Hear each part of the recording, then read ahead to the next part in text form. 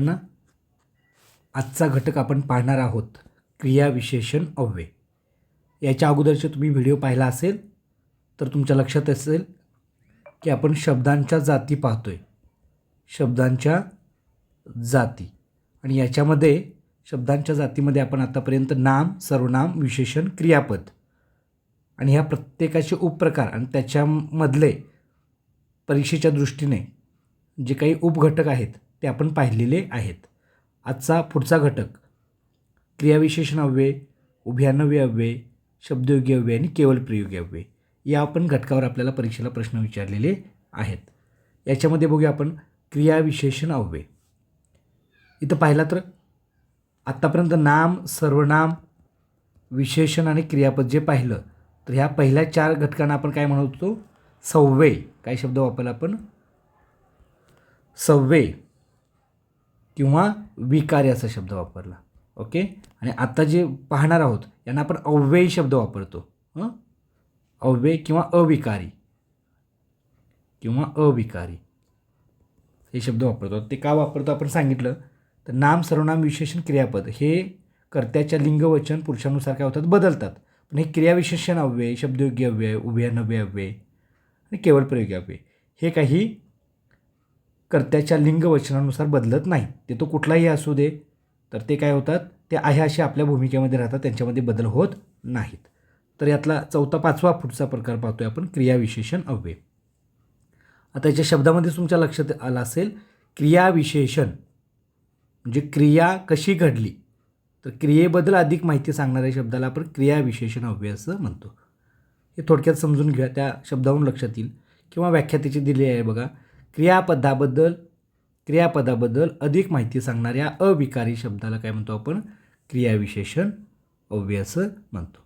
अविकारी शब्द आणि क्रियापदाबद्दल अधिक माहिती सांगतो म्हणून त्यांना काय म्हणतो आपण? क्रियाविशेषण अव्यय.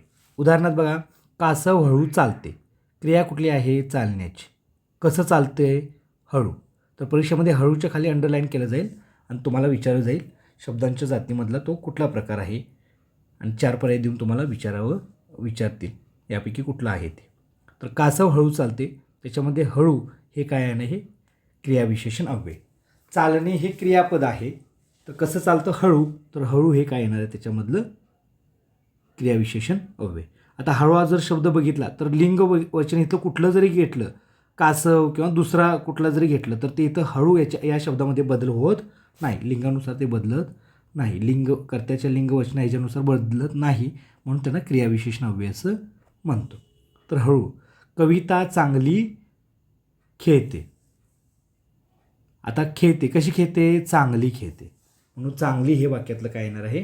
क्रियाविशेषण अव्यय येणार आहे. आपल्याला फक्त यातला एकदम साधा सोपा काय प्रश्न विचारतात, शब्दांची जात कुठली? एकतर मेन प्रकारावर विचारतील किंवा मेन प्रकारातल्या उपप्रकारावरच फक्त प्रश्न विचारतील. त्यामुळे जास्त किचकट करत बसायचं नाही. आपल्याला प्रश्न नंतर घेणार आहे मी. हे सगळं शब्दांच्या जाती झाल्यानंतर 2013 ते 2025 पर्यंत विचारलेले पेपर 1 आणि पेपर 2 मधले प्रश्न सगळे घेणार आहेत. तेव्हा तुमच्या लक्षात येईल की याच्यावर अगदी इझिली आणि शॉर्टमध्ये प्रश्न विचारले असतात. आता पुस्तकामध्ये जर बघितला तुम्ही तर व्याकरणमध्ये एकदम डिटेल्स आणि बरेचसे उपप्रकार दिलेले आहेत. तर ते सगळे उपप्रकार आपण करणं अपेक्षित नाही. जे मी मेन सांगितलेले आहेत तेवढेच करा. प्रश्नपत्रिका ॲनालिसिस करताना आणि तुमच्या लक्षात येईल की मी जे काय सांगितलं होतं त्यातलंच विचारलेलं आहे. नाहीतर वाळंबे सर, बाळासाहेब शिंदे किंवा जे मी PDF पाठवले त्याच्यामध्ये पण काही एक्स्ट्रा दिलेलं आहे, तेवढं सगळंच करणं अपेक्षित नाही. चला तर आता क्रियाविशेषण अव्ययाचे प्रकार पाहूया आणि त्याचे उपप्रकार थोडक्यात सांगतो. शक्यतो जास्त डिटेल्समध्ये उपप्रकारावर प्रश्न नाहीत, पण तुम्हाला एक ओळख व्हावी म्हणून फक्त मेन प्रकार आणि त्याच्यातले काही महत्त्वाचे उपप्रकार फक्त तुम्हाला सांगतोय. फक्त आपल्याला यातलं क्रियाविशेषण म्हणजे काय समजणं अपेक्षित आहे आणि त्याचे मेन प्रकार फक्त समजून घ्या. आता क्रियाविशेषण अव्ययाचे परत उपप्रकार पडलेले आहेत. तर त्यातला पहिला प्रकार आहे कालवाचक क्रियाविशेषण अव्यय. काल म्हणजे इथं काय सांगितलं जातं बघा. काल म्हणजे वेळ. क्रिया केव्हा, किती वेळ किंवा किती वेळा घडली हे दाखवले जाते. त्याला आपण काय म्हणूया? कालवाचक क्रियाविशेषण अव्यय. हा मुख्य प्रकार त्यातला लक्षात ठेवा. क्रियाविशेषण अव्ययातल्या प्रकारातले मुख्य उपप्रकार आपण बघतोय. त्यातला पहिला प्रकार कालवाचक, दुसरा प्रकार स्थलवाचक, तिसरा रीतिवाचक, चौथा संख्यावाचक, पुढचा प्रश्नार्थक आणि चौथा निषेधार्थक. आता एवढं सगळं कसं लक्षात ठेवायचं, तर हे काय पाठ करायची गरज नाही. लक्षात ठेवा, आपल्याला समोर वाक्य दिल्यानंतर लक्षात येतं आणि 4 पर्यायामध्ये आपण बरोबर ओळखू शकतो. त्यामुळे सगळे उपप्रकार एकाच वेळी लक्षात ठेवायचे आहेत आणि एकाच वेळी ते कसं ते कुठल्या प्रकाराने कसं हे करायचं, तर त्याची काही काळजी करू नका. मी जेव्हा प्रश्नांचं स्वरूप घेणार आहे किंवा तुम्ही पण झालेल्या घटकावर ज्या त्यावेळी काय करा, जसं सराव केल्यानंतर तुम्हाला ते लक्षात येईल. तर आपण प्रश्न वाचून डायरेक्ट उत्तरसुद्धा देऊ शकतो. त्यामुळे ती PDF जी मी पाठवलेली आहे ती प्रॉपर प्रिंट काढून आपल्यासमोर कुठलंही मटेरियल इथून पुढे अभ्यास करताना, माझं लेक्चर बघताना घ्या किंवा काही बाकीचं जरी तुम्ही बघत असला तरी आपल्याकडं प्रिंटेड स्वरूपात आपल्यासमोर साहित्य असणं अपेक्षित आहे. नुसतं व्हिडिओ बघून अभ्यास करू नका. कुठलेच व्हिडिओ किंवा क्लास वगैरे जरी करत असला तरी व्हिडिओपेक्षा तुमचा सेल्फ स्टडी, तुमच्याकडे मटेरियल असणं अपेक्षित आहे. बरेच जणांनी मला प्रश्न असा विचारला की सर एवढं पुस्तकं, एवढी मटेरियल कशासाठी, त्याचे उत्तर हे सगळं झाल्यानंतर मी तुम्हाला देतो का गरजेचं आहे ते. नसेल तर बाजारातली 1-2 पुस्तके मिळतात, ती जरी घेतला तरी चालेल. ठीक आहे. तर आता पाहतोय आपण कालवाचक क्रियाविशेषण. ओके. तर काल म्हणजे वेळ, क्रिया केव्हा, किती वेळ, किती वेळा घडली हे दाखवलं जातं, त्याला कालवाचक क्रियाविशेषण म्हणायचं. उपप्रकारामध्ये पण फार गोंधळ करू नका. आपल्याकडं प्रश्न दिल्यानंतर ना कसं डायरेक्ट उत्तर काढू शकतो हे तुम्हाला, हे सगळे घटक शिकवल्यानंतर, मी झालेल्या प्रश्नपत्रिकेतले प्रश्न घेतल्यानंतर तुम्हाला लक्षात येईल. तोपर्यंत तुम्ही हे सगळे व्यवस्थित वाचा. प्रत्येक घटकातल्या उपप्रकारावर प्रश्न सोडवा. जरासं तुमचा त्या घटकांचा अभ्यास परफेक्ट होत आला की तुम्हाला अगदी सोपे जातील ते प्रश्न सोडवायला, की तुमच्याकडूनच मी ते सोडवून घेणार आहे. ओके. उदाहरणार्थ बघा, कालवाचक क्रियाविशेषणामध्ये काय होतं बघा. उदाहरण इथं दिलेलं आहे. सदा सर्वदा योग तुझा घडावा. समजा परीक्षेत इथं अंडरलाईन दिली जाईल. सदा सर्वदा योग तुझा घडावा. घडावा पण कसा, सदा सर्वदा किंवा नेहमी. हा शब्द जोडून आहे, लक्षात ठेवा. सदा सर्वदा. मग इथं काय दाखवलं आहे, काल दाखवलेला आहे. केव्हा, किती वेळ, तर सारखं, सदा सर्वदा, नेहमी. तू वारंवार आजारी पडतो पण कधी, वारंवार. लक्षात येते का बघा. तर इथं वाक्यच दिलं जातात आणि त्याचा नक्की कुठला उपप्रकार आहे ते विचारलं जातं. एवढंच समजून घ्या. काल अचानक पाऊस पडला. तर या शब्दांमधून काय दर्शवलेलं आहे, क्रिया केव्हा, किती वेळ किंवा किती वेळा घडली हे दाखवलेलं आहे. म्हणजे क्रियापदाबद्दल जातं आणि काळ दाखवलेला आहे. त्यामुळे ह्याला म्हणायचं कालवाचक क्रियाविशेषण अव्यय. आता कालवाचक क्रियाविशेषणामध्ये परत हे उपप्रकार दिले आहेत. एवढे उपप्रकार आपल्याला विचारत नाहीत, फक्त तुमच्या माहितीसाठी सांगतो. उपप्रकारामध्ये कालदर्शक दिलेलं आहे. कालदर्शक म्हणजे काय बघा, थोडक्यात आत्ता, आधी, सध्या, तूर्त, हल्ली. काळ दाखवला आहे, कधी झालेला आहे क्रिया, उद्या, परवा, लगेच. तर हे काळ दाखवलं म्हणून कालदर्शक म्हणायचं. सातत्यदर्शक म्हणजे सतत होतं. उदाहरणार्थ नित्य, सदा, नेहमी, सतत, दिवसभर, आजकाल. तर याला म्हणायचं सातत्यदर्शक कालवाचक क्रियाविशेषणातला उपप्रकार. आवृत्तीदर्शक हे अगोदर पण शब्द झालेले आहेत बघा. आवृत्ती म्हणजे पुन्हा पुन्हा, रिपीट. सालोसाल, दररोज, क्षणोक्षणी, वारंवार, पुन्हा पुन्हा आणि हरघडी. तर याला म्हणणार आहोत आपण कालवाचक क्रियाविशेषण अव्यय. आणि त्याच्यातले हे उपप्रकार कालदर्शक, सातत्यदर्शक आणि आवृत्तीदर्शक. ते फक्त शब्द लक्षात ठेवले तरी तुम्हाला चालेल. आता हा पहिला प्रकार झाला. कालवाचक म्हणजे केव्हा, किती वेळ आणि कितीदा घडली ती. स्थळवाचक म्हणजे स्थळ दाखवलं जातं.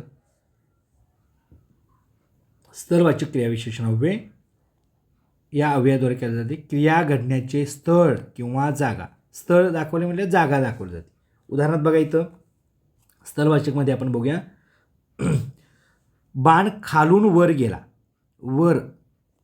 आता वर हा शब्द आपल्याला पुढं शब्दयोग्य अव्ययामध्ये पण येणार आहे, पण तिथली त्याची भूमिका वेगळी आणि तो जोडून येतो आणि इथं स्वतंत्र आहे. त्यामुळे याला आपण बाण खालून वर गेला. कुठे गेला, वर गेला. तर त्याचं ठिकाण दाखवलेलं आहे, जागा दाखवलेली आहे, म्हणून त्याला म्हणायचं स्थळवाचक क्रियाविशेषण अव्यय. ओके. त्यानंतर बघा, वाघ माझ्या समोरून गेला. कुठून गेला, समोरून. तर जागा दाखवते ना, म्हणून त्याला स्थळवाचक क्रियाविशेषण. एवढंच लक्षात ठेवा.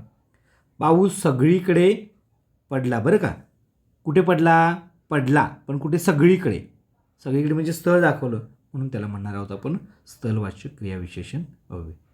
अगदी इझी सोपं आहे ते. आणि परत प्रश्न घेतल्यानंतर अजून सोपं तुम्हाला जाणार आहे. आता फक्त जरासं वाचून काढा, ते शब्द बघा फक्त त्यातले. आणि ह्याला पाठ काय करायचं नाही बरं का. पाठ केल्यानंतर विसरतं. समजून घेणं आणि आपल्याकडे प्रश्न आल्यानंतर 4 पर्याय व्यवस्थित तुम्हाला इलिमिनेट करता आलं तर यावरचे प्रश्न इझिली सॉल्व्ह होतात. तर हे झालं स्थलवाचक क्रिया विशेषण. स्थलमध्ये पण परत स्थिती आणि गती दर्शक दिलेले आहेत. प्रश्न एवढ्या डिटेल्समध्ये नाहीत, पण फक्त उपप्रकार तुम्हाला समजावेत म्हणून मी इथं दिलेले आहेत. तर यातले शब्द फक्त वारंवार वाचायचे, ते शब्द आल्यानंतर तुम्हाला लक्षात येईल. स्थितीदर्शकमध्ये काय झालेलं आहे बघा. स्थिती म्हणजे दाखवली कशी घडली ती. इथे, जिथे, तिथे, खाली, वर, कोठे, अलीकडे आणि पलीकडे, हे स्थिती दाखवली. गतिदर्शक म्हणजे गती त्या वस्तूची किंवा ज्या काही आपण क्रियापदाचं हे सांगतोय, क्रियाविशेषणाची गती सांगितली जाते. मागून, पुढून, वरून, खालून, दूर, लांब, इकडून, तिकडून. तर गतिदर्शक ना, मांजर बाहेरून आत उडी मारली तर इकडून तिकडं गती दाखवली म्हणून ते गतिदर्शक. आणि वरचा प्रकार बघितला तो स्थितीदर्शक. तर हे उपप्रकार नाही आहेत, फक्त तुम्हाला माहिती असू दे म्हणून सांगतो. विचारलं तर मेन प्रकारावरच तुम्हाला आत्तापर्यंत बऱ्यापैकी प्रश्न विचारले तरी शब्दाच्या जाती या मेन प्रकारावर आहेत. आणि उपप्रकारामधलं जर विचारलं तर यातल्या 4पैकी एक तुम्हाला ओळखता येईल. एक तर कालवाचक आहे का, स्थलवाचक आहे का, तर या उपप्रकारामध्ये नाही आहे आपल्याला विचारत. अजून प्रश्न घेताना तुम्हाला ते सगळं क्लिअर होणार आहे. पुढचा प्रकार आहे बघा, रीतिवाचक क्रियाविशेषण अव्यय. रीत म्हणजे काय, पद्धत, कशा पद्धतीनं ती क्रिया घडली, क्रिया कशी घडते हे दाखवलं जातं, त्याला म्हणायचं रीतिवाचक क्रियाविशेषण अव्यय. उदाहरणामध्ये इथं खाली तुमच्या लक्षात येईल बघा, जेवताना सावकाश जेवावे. आता बघ, जेवावे, जेवावे कसं, सावकाश. रीत सांगितली ना त्या क्रियेची. पाणी गटागटा पिऊ नकोस, कसं पिऊ नकोस, गटागटा. तर ती रीत सांगितली कसं पिऊ नको ते, तर ते येणार आहे रीतिवाचक क्रियाविशेषण अव्यय. वैभव धावताना धपकन पडला, पडला कसा पडला, धपकन. तर रीत सांगितली ना क्रिया, ती क्रिया कशी घडली त्याची रीत सांगितली म्हणून त्याला रीतिवाचक क्रियाविशेषण म्हटलेलं आहे.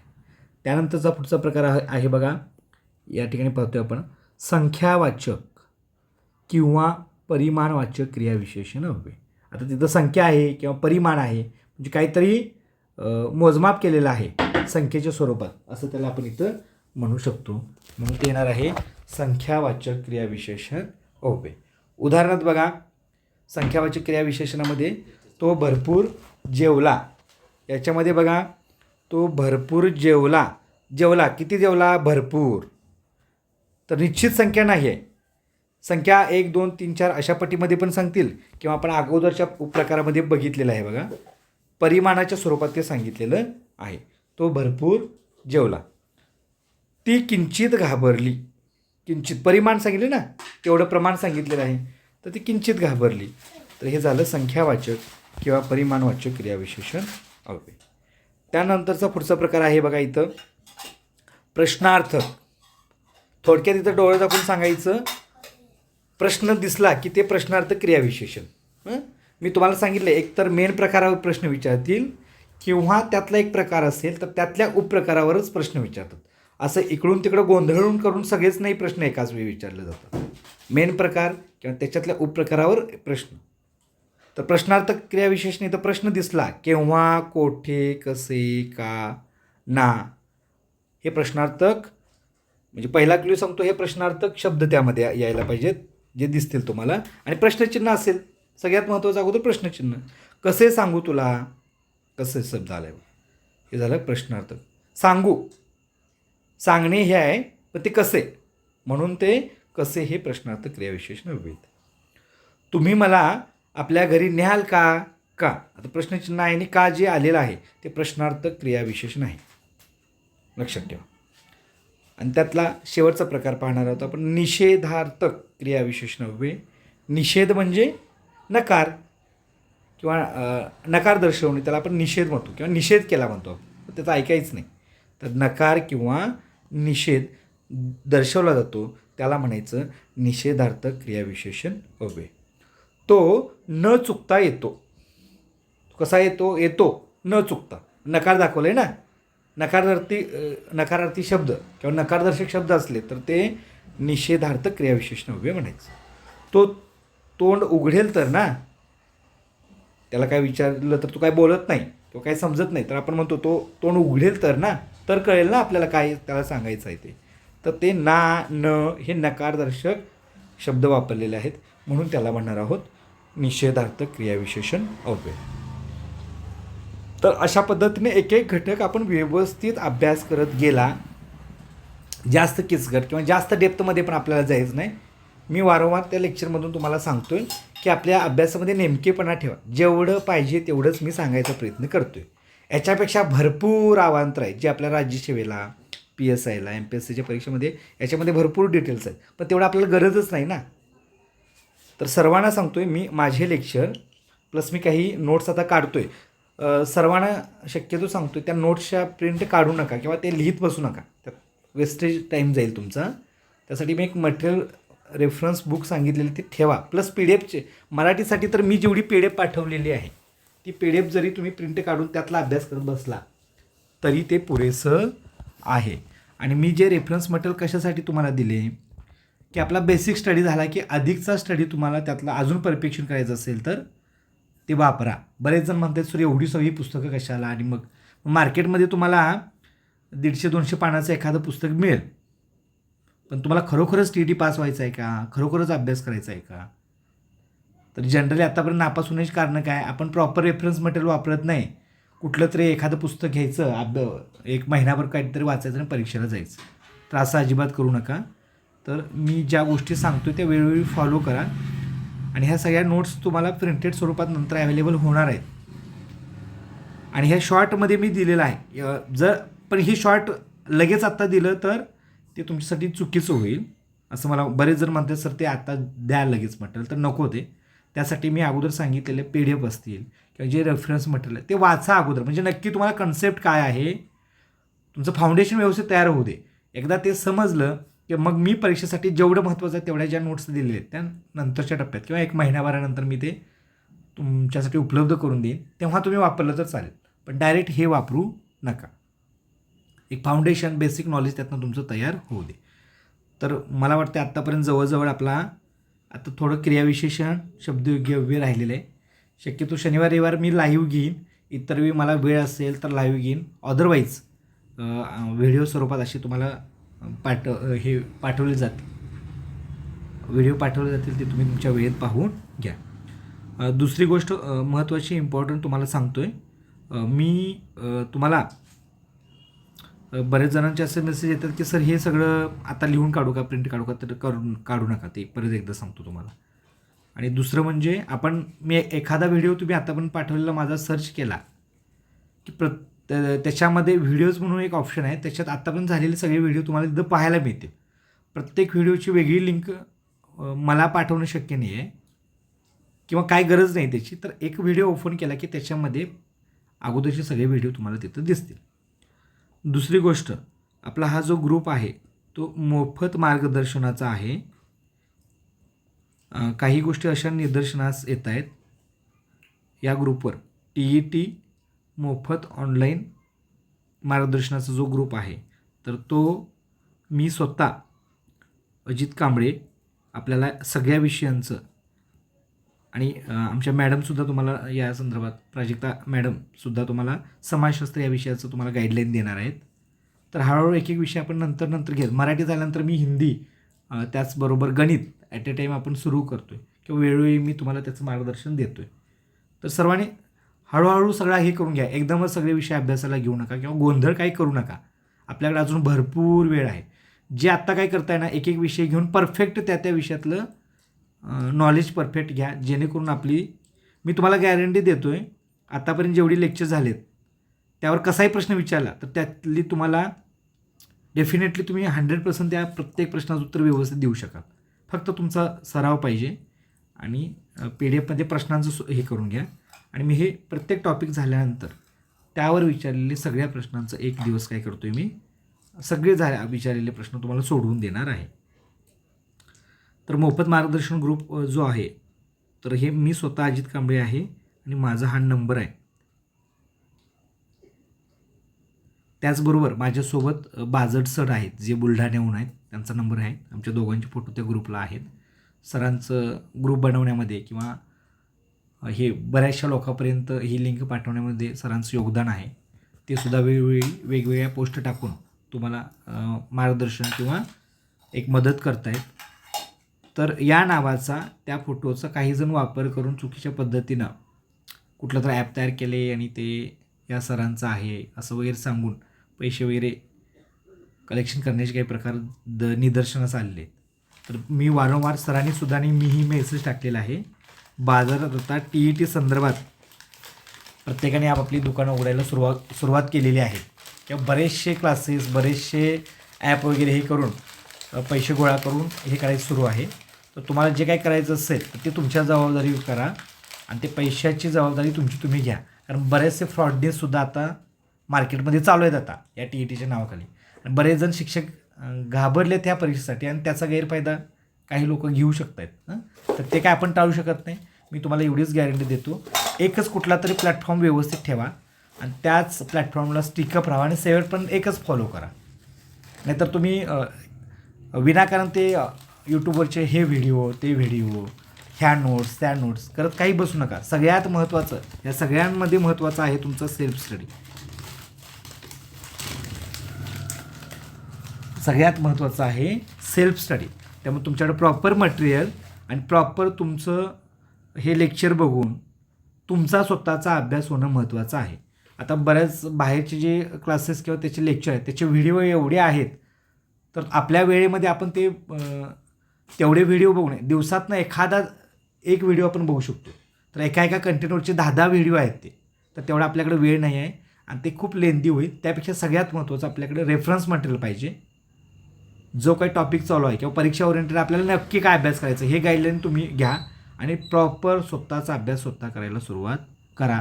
त्याशिवाय तुम्हाला घटक समजणार नाही, तुमच्यात कॉन्फिडन्स येणार नाही आणि TETची परिपूर्ण तयारी होणार नाही. सगळ्यात महत्त्वाचं तुमची सेल्फ स्टडी, स्वतः रीडिंग करून त्या प्रश्नांची उत्तरं काढणं हे सगळ्यात महत्त्वाचं आहे. तर माझ्या परीनं मी तुम्हाला शेवटपर्यंत या दृष्टीनं गाईडलाईन करायचा प्रयत्न राहतो. गणितसुद्धा विषय मी नंतर घेणार आहे, काळजीपूर्वक ऐका. तर गणितामध्ये तुम्हाला बेसिक जरी काही नसलं तर मी काही मराठीपेक्षा अतिशय चांगल्या पद्धतीने गणितचे तुमचे काही लेक्चर मी घेतो आहे. थोडंसं हे झाल्यानंतर मी शक्यतो शनिवार रविवारी बघतो एखादं जर हे मिळालं तर. गणितचं तुम्हाला पार्श्वभूमी सांगतो आत्तापासून. ज्यांचं गणित वीक आहे, बऱ्याच जणांना गणितची भीती आहे, त्यांना प्रॉपर मी गाईडलाईन येतात शनिवारी किंवा रविवारी मी तुम्हाला व्यवस्थित देईन. ठीक आहे, हा घटक इथपर्यंत समजला असेल असं मी गृहीत धरतो आहे. आणि इथून पुढं तुम्ही स्वतः सेल्फ स्टडी, आपल्याकडं मटेरियल असणं आणि ते मटेरियल वाचून आपण ते प्रश्न सोडवणं फार गरजेचं आहे. ओके, कारण प्रत्येकाची इंडिव्हिज्युअल समजून घेण्याची कपॅसिटी वेगवेगळी असते.